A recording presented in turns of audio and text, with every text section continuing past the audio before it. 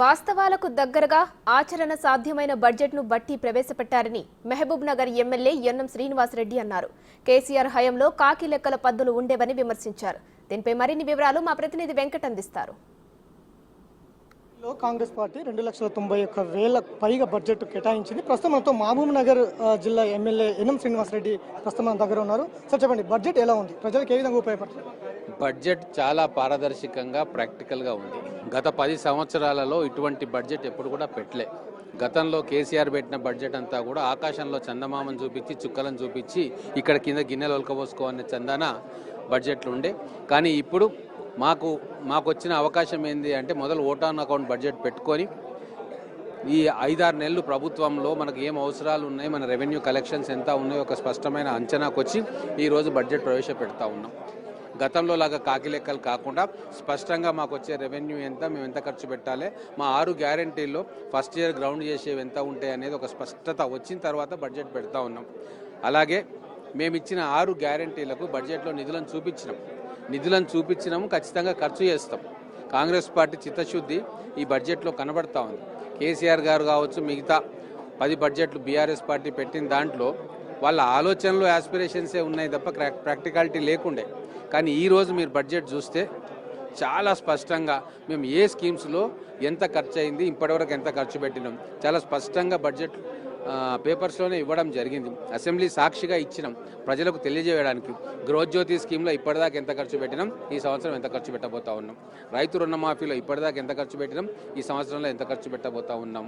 అలాగే ఆర్టీసీ కోసం మేము ఎంత ఇవ్వబోతా ఉన్నాం, ఇప్పటిదాకా ఎంత ఇచ్చినాం.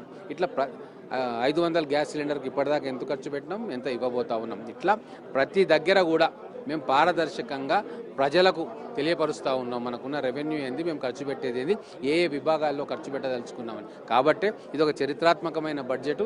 కొత్త పంతాలో క్లియర్గా ప్రజలకు అర్థం చేసుకునేలా చెప్పిన బడ్జెట్ ఇది. కేసీఆర్ చాలా రోజుల తర్వాత అసెంబ్లీకి వచ్చారు, చాలా కామెంట్లు చేసినటువంటి నేపథ్యం ఉంది. ఇది తెలంగాణ సమాజాన్ని వంచే బడ్జెట్ అంటూ కూడా కామెంట్ చేసినటువంటి నేపథ్యం కనిపిస్తుంది. ఎట్లా చూస్తారని వ్యాఖ్యలు? 60 రోజుల్లో ఒక్కసారి అసెంబ్లీ సెషన్స్కు రాకుంటే, సంతకం పెట్టుకోకుంటే సభ్యత్వం రద్దు అవుతుంది. అది ఆయనకు తెలుసు కాబట్టి వచ్చిండు. గతంలో పార్లమెంట్లో కూడా ఇదే వ్యవహారం చేసిండు. ఆయన వచ్చింది ఏమన్నా బడ్జెట్ చూడడానిక, ఆయన శాసనసభ సభ్యత్వం రద్దు కాకుండా కాపాడుకోవడానికి వచ్చిండు. మేము చూసినాము బడ్జెట్ ఆయన చదివింది లేదు, గణాంకాలు చూసింది లేదు, మాట్లాడింది లేదు. ఏదో వచ్చి మాట్లాడిపోవాలని చెప్పి వచ్చి మాట్లాడిపోయిండు. సంతోషం.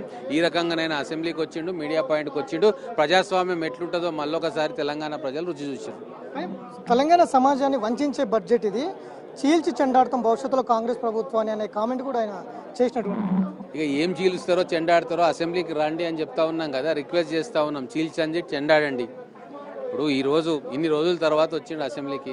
కనీసం వాళ్ళ పార్టీ శాసనసభ్యురాలు, సిట్టింగ్ శాసనసభ్యురాలు చనిపోతే సంతాపం ప్రకటించడానికి కూడా అసెంబ్లీకి రాని వ్యక్తి తన సొంత రాజకీయాల కోసం శాసనసభ సభ్యత్వాన్ని కాపాడుకోవడానికి ఈరోజు అసెంబ్లీకి వచ్చిండు. మళ్ళీ నాకేం ఒక 3-4 రోజులు వస్తాడు, మళ్ళీ అసెంబ్లీ డుమ్మా కొడతాడు. అది మాకు తెలిసిన విషయమే.